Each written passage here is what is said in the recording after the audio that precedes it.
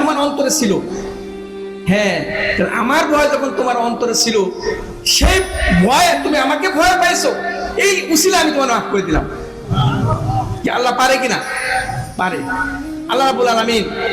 সম্মানিত ভাইরা, এমনই ভাবে একটা আমল বলেছেন, ইয়া রাসূলুল্লাহ, মানুষ যারা ফরজ গোসল করে, যাদের গোসল ফরজ হয়,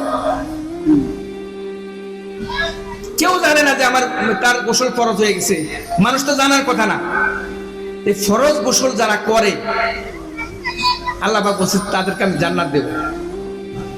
কারণ এটা তাকওয়ার কারণে, এই ফরজ গোসল হচ্ছে তাকওয়ার কারণে, সে আমার ভয়ের কারণে সে গোসল করে। দেখেন, তাকওয়া একদম সাজার জিনিস না। আমার আগের বক্তা ভাই বলে গেছিলেন, তাকওয়া কিন্তু সাজার জিনিস না। আমাদের দেশে এক জঙ্গি, আমি 2004 সালের কথা, আল্লাহ মানে হজে নিয়ে গেছিল ওই বছর। আল্লাহর এক বান্দা, মানে আমার যে আলী মামা, এই হেসারির আলী মামা, উনি আমাদের মানে মামা হয় আর কি। তো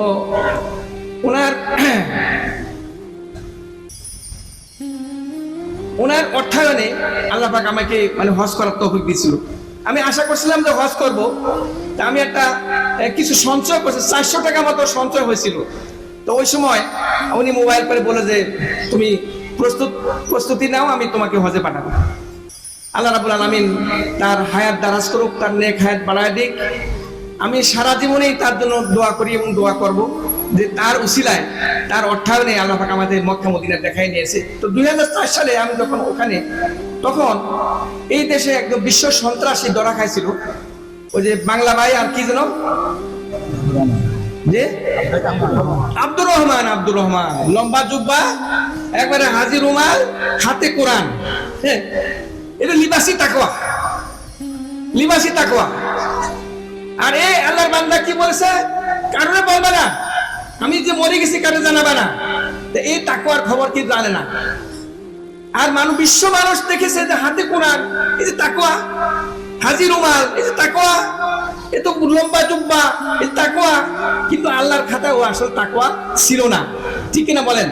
বাংলাদেশে যে কয়টা জেলা, 64টা জেলা, মানে পার্বত্য কয়টা জেলা বাদে সমস্ত জেলায় এট এ টাইমে বম্পিং হয়েছিল, মানে বোমা মারছিল। বলে আমরা দল প্রচার করার জন্য। কি ধ্বংসাত্মক কথা! এই সমস্ত এই জঙ্গিদের জন্য আজকে ইসলাম ও মুসলমানদের মানে নাক চুল সব কেটে গেছে। সম্মানিত ভাইরা, আমি প্রসঙ্গক্রমে বলতেছিলাম এটা, যে আল্লাহ রাসূল সাল্লাল্লাহু আলাইহি ওয়াসাল্লামের যুগে কিছু নজির আল্লাহ পাক দেখায় গেছেন, যে এই যে ভদ্রলোক সাহাবী মানে তার ছেলেদের কাছে ওসিয়ত করলো, কিন্তু আল্লাহ দেখতে পাইছে যে তার তাকওয়া আছে। এবং এটা যারা ফরজ গোসল করে আল্লাহর ভয়তে, আল্লাহ রাব্বুল আলামিন বলেছেন যে ঈমান এবং ইসলামের কাজগুলো যারা করে, আল্লাহ, আমি শেষ একটা হাদিস বলে আমার কথা শেষ করব। আল্লাহ রাসূল সাল্লাল্লাহু আলাইহি ওয়াসাল্লাম বলছেন যে একজন জিবরাইল আমিন আসছেন, হাদিসে জিবরাইল বলে এটাকে। তো ইনি জিজ্ঞেস করলেন যে ঈমান কি, ইসলাম কি, ইহসান কি। ওই হাদিসে উনি বর্ণনা করার পর তখন তিনি চলে যাচ্ছেন, তখন সাহাবীকে জিজ্ঞাসা করছেন, ইয়া রাসূল জিজ্ঞাসা করছেন, হে সাহাবী, তুমি কি বলতে পারো এই লোকটাকে? তো ইনি হচ্ছে জিবরাইল আসছে, তোমাদের দ্বীন শিখাতে আসছে, দ্বীন শিক্ষা দেওয়ার জন্য তোমাদেরকে আসছে। সম্মানিত ভাইরা, আল্লাহ রাসূল সাল্লাল্লাহু আলাইহি ওয়াসাল্লাম এই যে ঈমানের হলো আমানতু বিল্লাহি ওয়া মালাইকাতিহি ওয়া কুতুবিহি ওয়া রাসূলিহি ওয়াল ইয়াউমিল আখির ওয়াল কদরি খাইরি ওয়া শাররি মিনাল্লাহি তাআলা ওয়াল বাসি বাদাল মাউত। এই 7টা বিষয়বস্তু ঈমানের ব্যাপার। আর ইসলাম হচ্ছে আনতাশহাদু আল্লা ইলাহা ইল্লাল্লাহু ওয়া আন্না মুহাম্মাদার রাসূলুল্লাহ ওয়া ইকামিস সালাহ ওয়া রাব্বুল আলামিন এই কোরআনের দ্বারা যারা উপকৃত হবে, এখানে একটা শর্ত দিয়েছেন যে হুদাল লিল মুত্তাকিন। আলিফ লাম মিম 3টা বিচ্ছিন্ন অক্ষর। আলিফ একটা বিচ্ছিন্ন অক্ষর, লাম একটা বিচ্ছিন্ন অক্ষর, মিম একটা বিচ্ছিন্ন অক্ষর। পৃথিবীতে এমন কোনো বই নেই যে বইয়ের প্রথমে বিচ্ছিন্ন অক্ষর থাকে, ক খ গ, এরকম কোনো বিচ্ছিন্ন অক্ষর থাকে না। এগুলো বলা হয় আল হুরুফুল মুকাত্তিআত। একটা গ্রন্থ আপনি পড়বেন, এবং পড়ার আগেই দেখলেন কি বিচ্ছিন্ন কিছু হরফ। শব্দ যদি না হয়, শব্দ যদি বাক্যের মধ্যে না সংযোজন করা হয়, তাহলে এটা নাকি বিচ্ছিন্ন, এটা বুঝতে পারে না।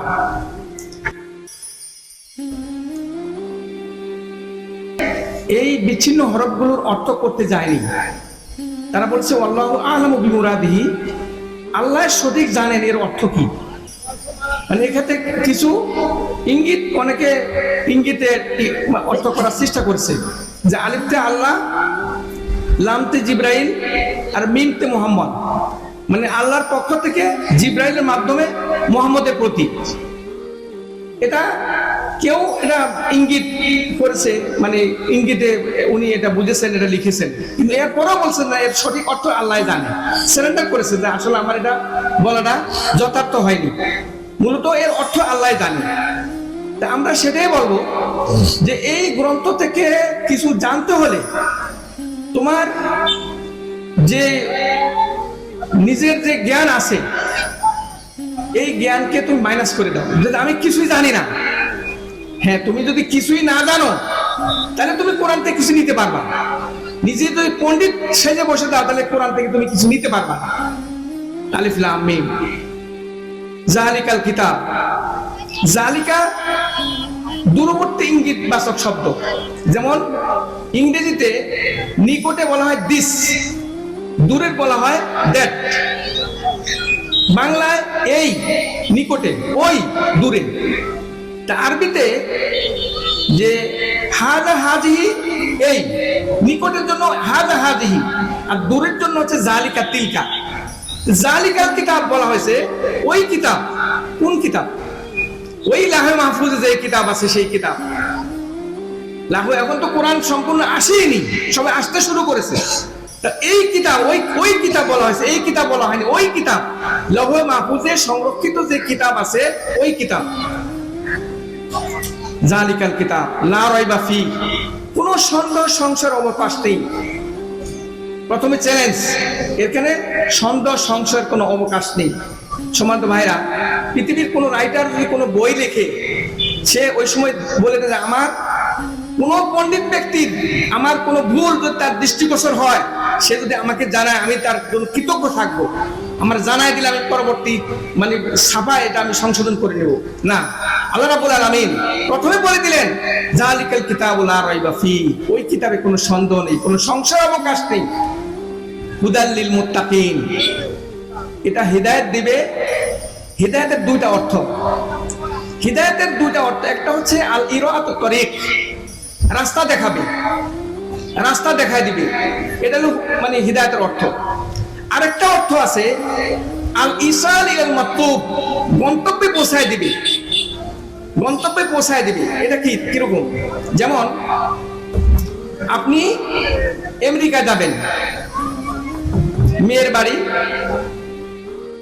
এখন আপনি জীবনে কোনো সময় যাননি, একটা ঠিকানা একজনে দিল, দিয়ে বললো যে তুমি ট্রাফিক পুলিশকে এই ঠিকানা দেখাও, ও তোমার রাস্তা দেখায় দিবে। তো আপনি ট্রাফিক পুলিশকে দেখাইলেন, তো সে বললো কি সোজা 10 মিনিট যাবা, গেলে ডান বাম দুটো রাস্তা আছে, তুমি ডানে যাবা 10 মিনিট। তারপরে দেখবা যে একটা ডানে বামে দুটো রাস্তা আছে, তুমি ডান দিকে যাবা 10 মিনিট যাবা, যে তারপর দেখবা একটা 25 তলা বিল্ডিং।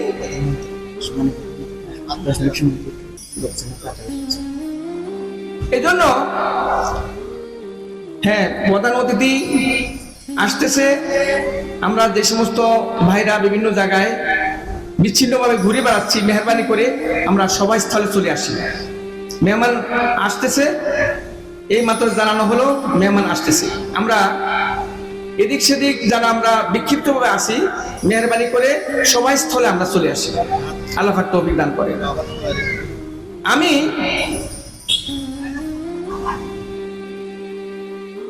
বলছিলাম যে হিদায়াতের দুইটা অর্থ, হুদাল লিল মুত্তাকিন। রাস্তা দেখায় দেওয়া।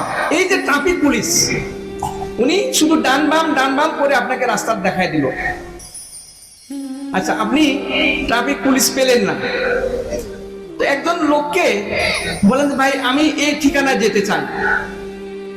উনি কিছু বললেন না, উনি বললেন যে আমার গাড়িতে ওঠেন, আমি আপনাকে নিয়ে যাচ্ছি।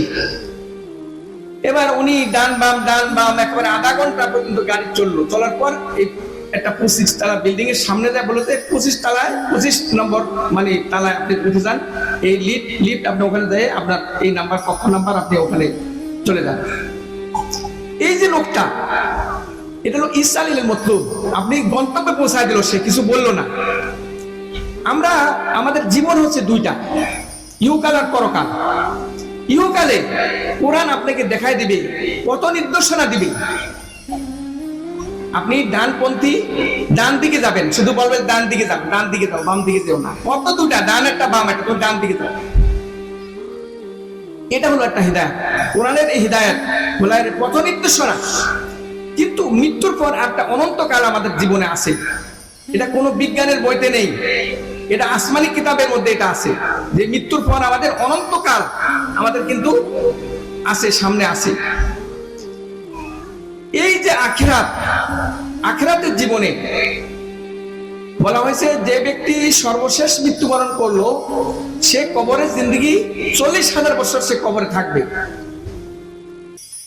আর হাসরের মাঠে, যেই হাসরের মাঠের কথা বলা হচ্ছে, মালিকি ইয়াউমিদ্দিন, প্রতিদান দিবসের মালিক, প্রতিদান দিবসের মালিক, মালিকি ইয়াউমিদ্দিন, প্রতিদান দিবসের মালিক তিনি কিন্তু এই আয়াতে বলা হয়েছে যে আল্লাহ হচ্ছে প্রতিদান দিবসের মালিক, তিনি বিচারক নন। বিচারকরা অবশ্য বিচারের মানে আইনের ইয়েতে তারা বন্দী থাকে। মুরগি সুরে তো 3 মাস জেল হয়, বিচারক কিন্তু 4 বার দিতে পারে না, কারণ আইনে যেটা রয়েছে আইনকে ফলো করতে হয়। কিন্তু যে আমরা জানি অনেকেই আমাদের দেশে যে বিচার করার যে সিস্টেমগুলো আছে, ধরেন আপনি আদালতে, সর্বোচ্চ আদালতে আপনি ফাঁসি হয়ে গেল আপনার, সর্বোচ্চ আদালত, এবার সুপ্রিম কোর্টে, একবারে হাইকোর্ট, সুপ্রিম কোর্ট, সর্বশেষ কোর্টে আপনার বহাল যে আপনার ফাঁসি। কিন্তু প্রেসিডেন্ট কিন্তু তার মার্সি পাওয়ার আছে, ক্ষমা করার অধিকার তার আছে। আপনি যদি মার্সি পিটিশন করেন এবং সে যদি এগ্রি করে, তাহলে কিন্তু আপনি ক্ষমা পেতে পারেন। তো মালিক ইয়াউমিদ্দিন, যে দিন আল্লাহ মালিক, যে কাউকে আল্লাহ ক্ষমা করে দিতে পারে কিনা? একটা যে আমি তুমি মাফ করে দিলাম, দাও, এটা পারে, সে হচ্ছে মালিক ইয়াউমিদ্দিন। সম্মানিত ভাইরা, হাসরের মাঠে এই দিনটা কতটুকু হবে কোরআনে আছে, মিকদারুহু 50 আলফা সানা, 50,000 বছর সমান হবে এই হাসরের দিনটা। ফুলসেরা 30,000 বছর, তাহলে আপনি কত বছর গেলেন কবরে? 40,000 বছর।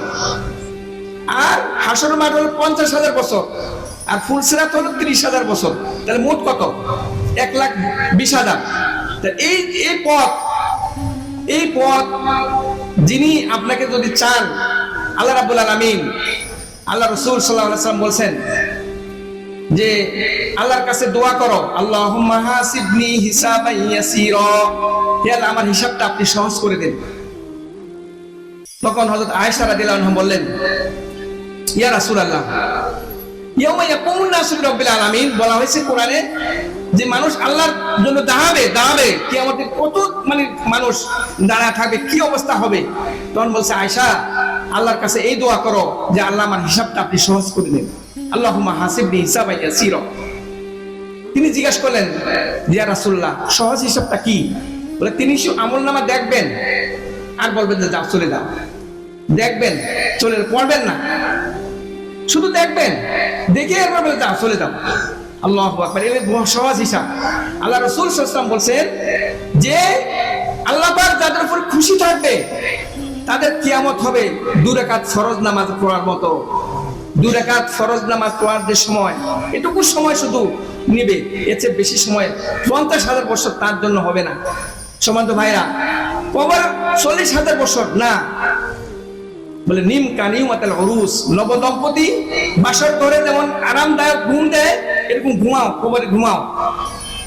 যখন কিয়ামত কায়েম হবে সে উঠবে অতৃপ্ত ঘুম নিয়ে, সে উঠবে যায় কি মানে ঘুমটা পরিতৃপ্ত হলো না, অল্প সময়ের মধ্যে আল্লাহ পাক তাকে জান্নাতে যাওয়ার ব্যবস্থা করবে। আর হাসরের মাঠে 2 রাকাত ফরজ নামাজ পড়ার মতো। তাহলে কি হলো? এটা হচ্ছে আল ইসরাইল মাতলুব। কাউকে গন্তব্যে পৌঁছায় দিবে রাব্বুল আলামিন। কবরের 40,000 বছর, হাসরের 50,000 বছর, ফুলসিরাতের 30,000 বছর, এই কয়েক মিনিটের মধ্যে সে জান্নাতে পৌঁছায় দিবে আল্লাহ রাব্বুল আলামিন নিজে রহমত, তার রহমত কান্ডারি হয়ে, তার রহমত গাইড হয়ে জান্নাতে পৌঁছায় দিবে। এটা হলো হিদায়াত, এটা হলো হিদায়াত। রাব্বুল আলামিন কোরআনে বলছেন যে হুদাল লিল মুত্তাকিন, এই গন্তব্যে পৌঁছায় দেওয়ার যে রাহবর হবে আল্লাহ নিজ রাহবরে, নিজের তার রহমত রাহবরি করে তাকে জান্নাত পৌঁছায় দিবে। কোন মুমিন? আমার ভাই বলেছেন কোন মুমিন?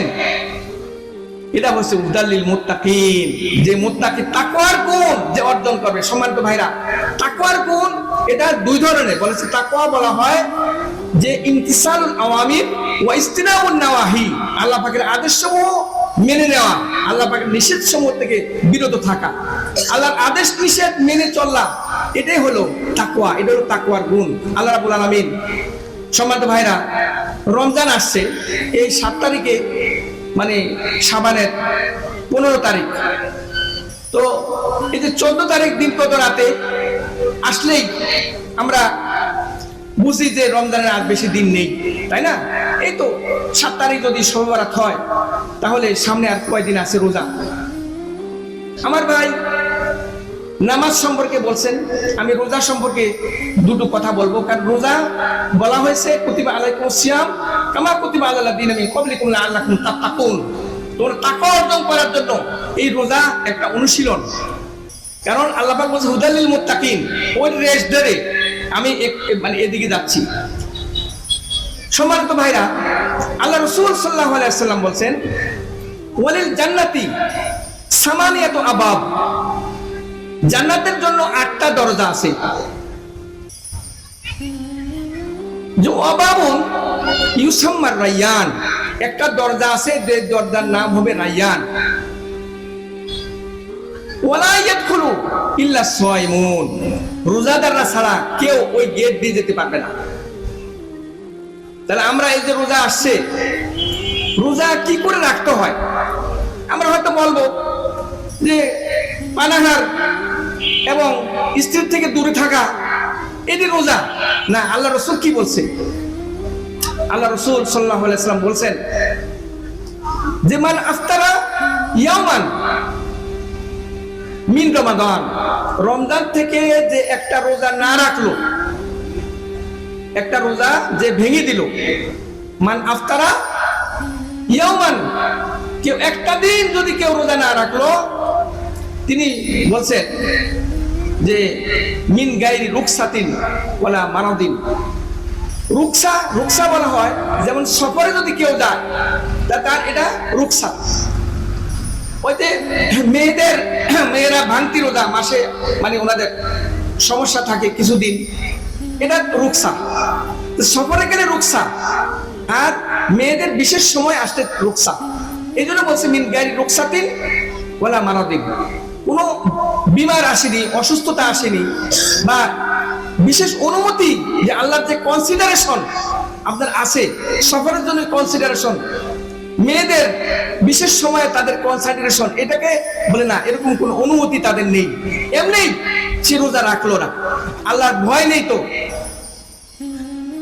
আল্লাহ রাসূল সাল্লাল্লাহু আলাইহি ওয়াসাল্লাম বলছেন লাম ইয়াকফি সিয়ামুদ দাহার, সে যদি 1 যুগ রোজা রাখে তবু এই রোজার আর সমপরিমাণ হবে না।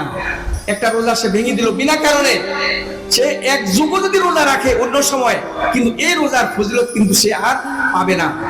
তাহলে এটা অনেক কঠিন ব্যাপার। আল্লাহ রাসূল সাল্লাল্লাহু আলাইহি ওয়াসাল্লাম ইরশাদ করেছেন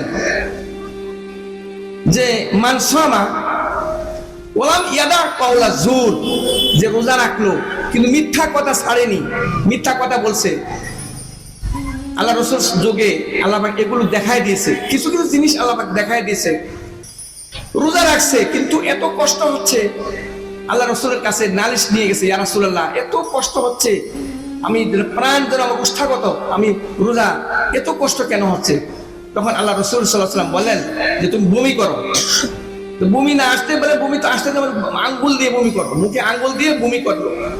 বমি করার পর দেখা গেল যে কাঁচা রক্ত গোশত, সে বমি করলো।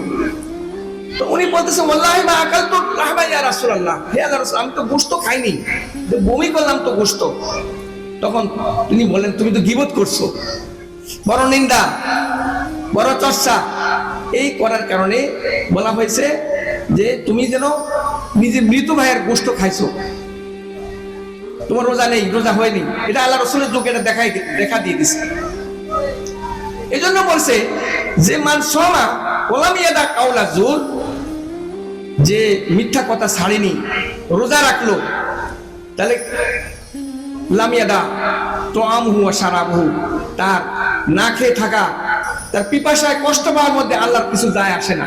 মানে তার রোজা কিন্তু নিষ্ফল, রোজার কোনো সওয়াব কিন্তু সে পাবে না। সম্মানিত ভাইরা, এই জন্য বলা হয়েছে আসিয়ামু জুন্নাহ, রোজা হচ্ছে ঢাল স্বরূপ। রোজা বিভিন্ন অন্যায় কাজ থেকে মানুষকে ঢাল তেমন বাঁচায়, রোজা এই বিভিন্ন অন্যায় থেকে তাকে হেফাজত করবে, আর জাহান্নামের আগুন থেকে মৃত্যুর পর তাকে রক্ষা করবে। এই ঢাল আসিয়ামু। আল্লাহ রাসূল সাল্লাল্লাহু আলাইহি ওয়াসাল্লাম ইরশাদ করেছেন যে লিকুল্লি আমালিন লাহু, বলছে যে বনি আদমের জন্য যে আমল করে সেই আমল তার, কিন্তু আসিয়ামু লি ওয়া আনা আযিবি, কিন্তু এই রোজা হচ্ছে আমার, আমি তার প্রতিদান দেব। সম্মানিত ভাইরা, আল্লাহ রাসূল সাল্লাল্লাহু আলাইহি ওয়াসাল্লামের যুগে একজন সাহাবী, যে সাহাবী অনেক দিন আল্লাহ রাসূল সাল্লাল্লাহু আলাইহি ওয়াসাল্লামের সাথে ছিলেন, অনেক সফরে তিনি তার সঙ্গী ছিলেন, আলকামা রাদিয়াল্লাহু আনহু। উনি বদরের যুদ্ধে আল্লাহ রাসূলের সফর সঙ্গী ছিলেন। এবং আমরা জানি, অনেকেই জানেন যারা হাদিস চর্চা করেন, আল্লাহ রাসূল সাল্লাল্লাহু আলাইহি ওয়াসাল্লাম তাদের সুসংবাদ দিয়েছেন যে ইমানু মা শিতুম, তুমি যা ইচ্ছা তাই করো, আমল যা ইচ্ছা তাই করো, হ্যাঁ কম বেশি তোমার কোনো অসুবিধা নেই, কিন্তু আল্লাহ পাক তোমাদের উপর রাজি হয়ে গেছে। ইমানু মা শিতুম, যা ইচ্ছা তাই করো। কিন্তু এই আলকামা রাদিয়াল্লাহু আনহু মৃত্যুর সময় তার মুখ দিয়ে কলমা আসতেছে না। সাহাবী রিদওয়ানুল্লাহ আলাইহিম আজমাইন আল্লাহ রাসূলের দরবারে দৌড়ে গেলেন, আরে সমস্যা, আলকামা তো কলমা পড়তে পারতেছে না, তাকে কলমার তালকিন দেওয়া হচ্ছে, কলমা স্মরণ করে দেওয়া হচ্ছে, কিন্তু কলমা তার মুখের দিকে আসতেছে না, কালিমা। এই যে কালিমা ছাড়া মারা যাচ্ছে, আল্লাহ রাসূল তখন সাহাবীদের নিয়ে আসলেন, তার সাথী সঙ্গীদের নিয়ে, চলো আলকামার বাড়ি যাই। সেখানে যে মাকে ডাকলেন যে মা, আলকামার প্রতি তুমি অসন্তুষ্ট, তুমি তারে ক্ষমা করে দাও। আলকামার মা বলল যে না, আমি তাকে ক্ষমা করবো না। মা এমন কষ্ট পাইছে, এত বড় জলিল কদর সাহাবী, কিন্তু কলমা ছাড়া তার মৃত্যু হচ্ছে, মৃত্যুর উপক্রম।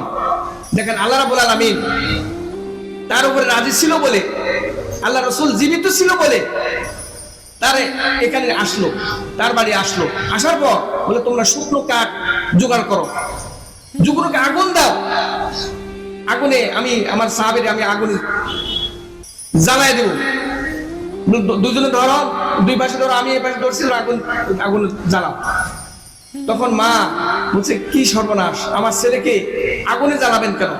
তো বলছে না, আগুনে জ্বালা, দুনিয়ার আখিরাতের আগুনে জ্বলার আগে দুনিয়ার আগুনে জ্বলা তার জন্য ভালো মনে করতেছি আমি, এখানে আগুনে মানে আগুন জ্বালাও। তখন মা অন্তর থেকে তাকে মাফ করে দিছে, হ্যাঁ রে আমি মাফ করে দিলাম।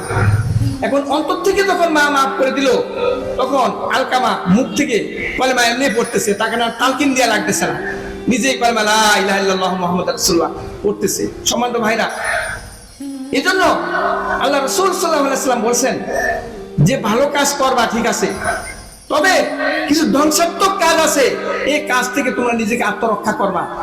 ধ্বংসাত্মক কাজ, ইজতানিবু মিন সাবি মুবিকাত, ধ্বংসাত্মক এই কাজগুলো থেকে তোমরা নিজেকে বিরত রাখো। মা বাবার মনে কষ্ট দিলে এর অ্যাকশন দুনিয়াতে হয়, দুনিয়াতে হয়।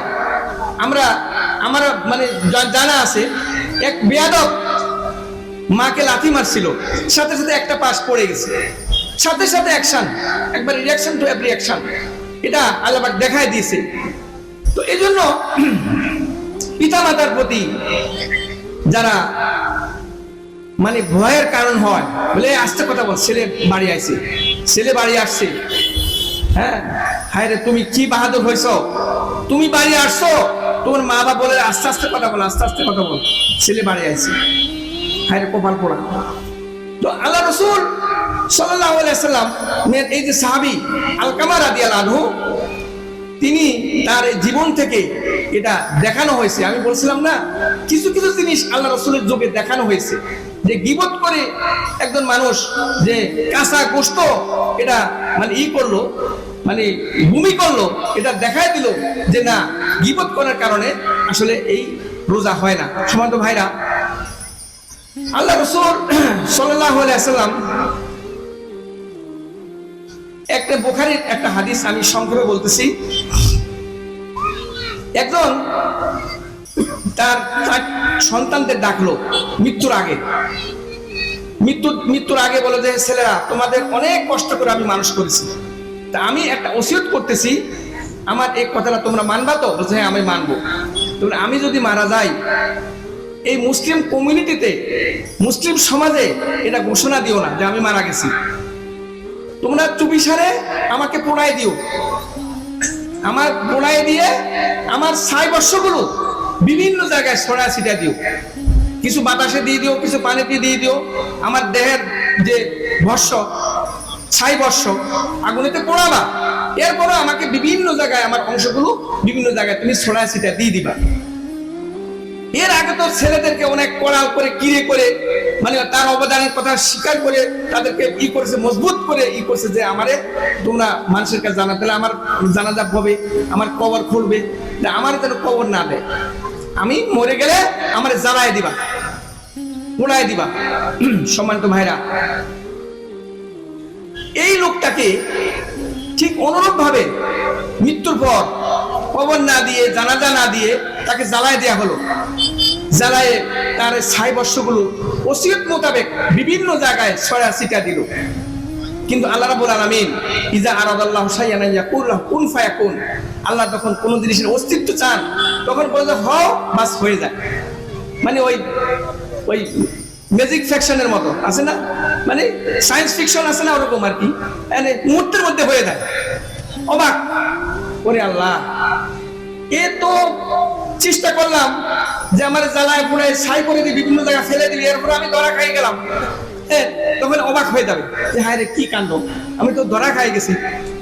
তখন আল্লাহর পক্ষ থেকে একটা আওয়াজ আসবে, লা তুজলামুল ইয়াউম, আজকের দিন তোমার কোনো জুলুম করা হবে না। তো উনি মনে করছে যে বিড়াল যখন ওই যে ইঁদুর ধরে, মাঝে ওদের খেলা করে, ছেড়ে দেয়, আবার ধরে বলে আবার বলে মনে হয় আমার নিয়ে খেলা করতেছে, এখনই মনে আমার শেষ করে দেবে। এরপরে আবার বলছে লা তুজলামুল ইয়াউম, যে আজকে তোমার উপরে কোনো জুলুম করা হবে না। তখন সে বলে কারণ কি, মনে মনে বলবে, আসলে তো বলার সাহস নেই। তারপরে দেখো, তুমি যে ছেলেতে ওসিয়ত করছিলে, কেন? আমার ভয়তেই তো, আমার ভয় তোমার অন্তরে ছিল। হ্যাঁ, আমার ভয় যখন তোমার অন্তরে ছিল, সেই ভয় তুমি আমাকে ভয় পাইছো, এই উসিলা আমি তোমার মাফ করে দিলাম। কি আল্লাহ পারে কিনা? পারে। আল্লাহ রাব্বুল আলামিন। সম্মানিত ভাইরা, এমনই ভাবে একটা আমল বলেছেন, ইয়া রাসূলুল্লাহ, মানুষ যারা ফরজ গোসল করে, যাদের গোসল ফরজ হয়, কেউ জানে না যে তার গোসল ফরজ হয়ে গেছে, মানুষ তো জানার কথা না। এই ফরজ গোসল যারা করে, আল্লাহ পাক বলছে তাদেরকে আমি জান্নাত দেব। কারণ এটা তাকওয়ার কারণে, এই ফরজ গোসল হচ্ছে তাকওয়ার কারণে, সে আমার ভয়ের কারণে সে গোসল করে। দেখেন তাকওয়া, তাকওয়া একটু সাজার জিনিস না। আমার আগের বক্তা ভাই বলে গেছিলেন তাকওয়া কিন্তু সাজার জিনিস না। আমাদের দেশে এক জঙ্গি আমি 2004 সালের কথা, আল্লাহ মানে হজে নিয়ে গেছিল ওই বছর। আল্লাহর এক বান্দা মানে আমার যে আলী মামা, এই হেসারির আলী মামা, উনি আমাদের মানে মামা হয় আর কি। তো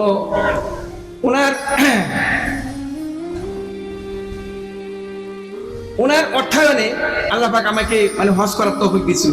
আমি আশা করছিলাম যে হজ করব, তা আমি একটা কিছু সঞ্চয় করছি, 400 টাকা মতো সঞ্চয় হয়েছিল। তো ওই সময় উনি মোবাইল করে বলে যে তুমি প্রস্তুতি নাও, আমি তোমাকে হজে পাঠাবো। আল্লাহ রাব্বুল আলামিন তার হায়াত দারাজ করুক, তার নেক হায়াত বাড়ায় দিক। আমি সারা জীবনেই তার জন্য দোয়া করি এবং দোয়া করব যে তার উসিলায়, তার অর্থায়নে আল্লাহ পাক আমাদের মক্কা মদিনা দেখাই নিয়েছে। তো 2004 সালে আমি যখন ওখানে, তখন এই দেশে একদম বিশ্ব সন্ত্রাসী ধরা খাইছিল, ওই যে বাংলা ভাই আর কি যেন যে আব্দুর রহমান, লম্বা জুব্বা, একবারে হাজি রুমাল, হাতে কোরআন। হ্যাঁ, এটা লিবাসি তাকওয়া। আর এই আল্লাহর বান্দা কি বলেছে, কারণে বলবে না আমি যে মরে গেছি, কারণে জানাবে না। এই তাকওয়ার খবর কি জানে না। আর বিশ্ব মানুষ দেখেছে যে হাতে কোরআন, এই যে তাকওয়া, হাজি রুমাল, এই যে তাকওয়া, এ তো লম্বা জুব্বা, এই তাকওয়া। কিন্তু আল্লাহর খাতায় ও আসল তাকওয়া ছিল না, ঠিক কিনা বলেন? বাংলাদেশে যে কয়টা জেলা, 64টা জেলা, মানে পার্বত্য কয়টা জেলা বাদে সমস্ত জেলায় এটা আমি বম্পিং হয়েছিল, মানে বোমা মারছিল। বলে আমরা দল প্রচার করার জন্য, কি ধ্বংসাত্মক কথা। এই সমস্ত এই জঙ্গিদের জন্য আজকে ইসলাম ও মুসলমানদের মানে নাক চুল সব কেটে গেছে। সম্মানিত ভাইরা, আমি প্রসঙ্গক্রমে বলতেছিলাম এটা যে আল্লাহ রাসূল সাল্লাল্লাহু আলাইহি ওয়াসাল্লামের যুগে কিছু নজির আল্লাহ পাক দেখায় গেছেন যে এই যে ভদ্রলোক সাহাবী মানে তার ছেলেদের কাছে ওসিয়ত করলো, কিন্তু আল্লাহ দেখতে পাইছে যে তার তাকওয়া আছে। এবং এটা যারা ফরজ গোসল করে আল্লাহর ভয়তে, আল্লাহ রাব্বুল আলামিন বলেছেন যে ঈমান এবং ইসলামের কাজগুলো যারা করে, আল্লাহ, আমি শেষ একটা হাদিস বলে আমার কথা শেষ করব। আল্লাহ রাসূল সাল্লাল্লাহু আলাইহি ওয়াসাল্লাম বলেছেন যে একজন জিবরাইল আমিন আসছেন, হাদিসে জিবরাইল বলে এটাকে। তো ইনি জিজ্ঞেস করলেন যে ঈমান কি, ইসলাম কি, ইহসান কি। ওই হাদিসে উনি বর্ণনা করার পর তখন তিনি চলে যাচ্ছেন, তখন সাহাবীকে জিজ্ঞাসা করছেন, ইয়া রাসূল জিজ্ঞাসা করছেন, হে সাহাবী তুমি কি বলতে পারো এই লোকটা কে? তো ইনি হচ্ছে জিবরাইল, আসছে তোমাদের দ্বীন শিখাতে আসছে, দ্বীন শিক্ষা দেওয়ার জন্য তোমাদেরকে আসছে। সম্মানিত ভাইরা, আল্লাহ রাসূল সাল্লাল্লাহু আলাইহি ওয়াসাল্লাম এই যে ঈমানের হলো আমানতু বিল্লাহি ওয়া মালাইকাতি ওয়া কুতুবি ওয়া রাসূলি ওয়াল ইয়াউমিল আখির ওয়াল কদরি খাইরি ওয়া শাররি মিনাল্লাহি তাআলা ওয়াল বাসি বাদাল মাউত। এই 7টা বিষয়বস্তু ঈমানের ব্যাপার। আর ইসলাম হচ্ছে আনতাশহাদু আল্লা ইলাহা ইল্লাল্লাহু ওয়া আন্না মুহাম্মাদার রাসূলুল্লাহ ওয়া ইকামিস সালাহ ওয়া ইতাইজ যাকাত ওয়াল হজ্জ ওয়া সাওম রমাদান। এই যে কলেমা, নামাজ, হজ, যাকাত আমরা বলি, এই 5টা হচ্ছে ইসলাম, ঈমান, ইসলাম। আল্লাহ রাসূল বলছেন যে ঈমান ইসলামের এই কাজ করার পর যারা ফরজ গোসল করে আমার কাছে আসবে, আমি তাকে সোজা জান্নাত দান করব। এই যে যারা এখানে আমরা আসছি, দেখার এই ওয়াজ শুনতে আমরা বসছি, আমরা যে জান্নাতে যাওয়ার জন্য আল্লাহ রাসূলের এই হাদিসটা অত্যন্ত বলে দেন, কারণ এটা তিনি বলছেন যে কার মধ্যে তাকওয়া আছে এটাই তো সাক্ষী দিবে যে সে ফরজ গোসল করছে আমার ভয়তে। সেজন্য এই তাকওয়াবানদের আল্লাহ পাক জান্নাত দিবেন, হুদালিল মুত্তাকিন। সম্মানিত ভাইরা, আল্লাহ রাসূল সাল্লাল্লাহু আলাইহি ওয়াসাল্লামের আরেক জায়গায় আল্লাহ রাব্বুল আলামিন এরকম ইরশাদ করেছেন যে তারা সুন্দর আমল, অতি উত্তম সুন্দর আমল নিয়ে আমার কাছে আসতে পারে, এই জন্যই আমি তোমাদের জীবনটা দিয়েছি। আল্লাযী খালাকাল মাউত ওয়াল হায়াত লিয়াবলুয়াকুম আইয়ুকুম আহসানু আমালা। সুন্দর আমল নিয়ে কারা আমার দরবারে আসতে পারে। সম্মানিত ভাইরা, এই সুন্দর কিছু আমলের কথা আমি আপনাদের সামনে বলে আমি কথা শেষ করব।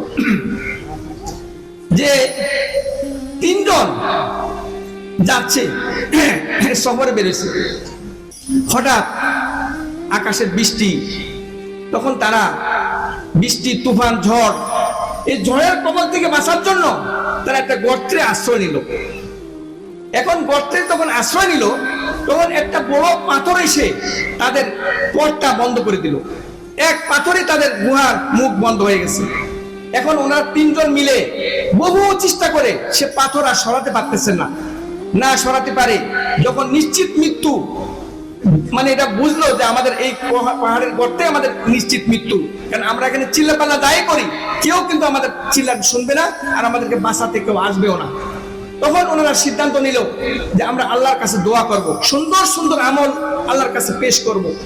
এখন একজনে বলতেছে, ইয়া রাসূল, হে রব্বুল আলামিন, আমাদের এই বিপদ মুহূর্তে আল্লাহ কোনোই আমাদের গতি নেই, পথ নেই, একমাত্র তুমি ছাড়া আমাদেরকে বাঁচাতে পারো না। রব্বুল আলামিন, তুমি রহমত করো।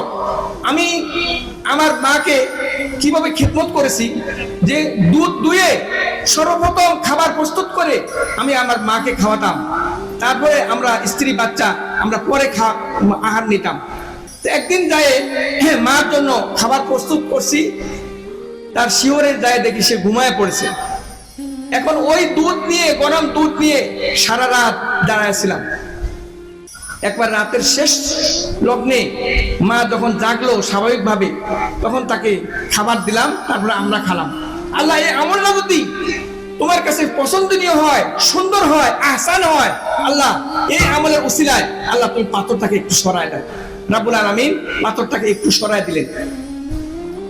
এরপর আরেকজন বলছে, হে রব্বুল আলামিন, আমার একজন কামলা লোক ছিল, কাজের লোক, এই পরিশ্রমিক না নিয়ে চলে গেছে। এখন তার এই পরিশ্রমের টাকাটা আমি সংরক্ষণ করে রাখছিলাম, এটা দিয়ে আমি কিছু ছাগল কিনলাম, ছাগল পুষতেছি, ছাগলের মধ্যে আল্লাহ এত বরকত দিল যে পুরো এক পাল ছাগল হয়ে গেল। এরপরে সেই লোকটা আমার বাড়ি আসলো, সেই শ্রমিক আসলো যে পারিশ্রমিক না নিয়ে চলে গেছিল। সে তখন আইসে বলল যে আমার ওই যে শ্রম দিছিলাম, আমার তো পারিশ্রমিক নেওয়া হয়নি।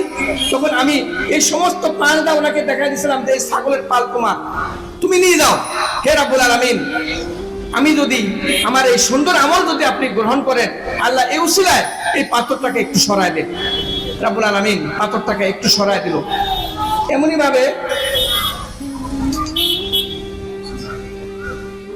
ভাবে আল্লাহ রাব্বুল আলামিন তাদের উপরে এই যে সুন্দর সুন্দর আমল পেশ করার কারণে এই দুনিয়ার বিপদ থেকে আল্লাহ পাক রক্ষা করলো।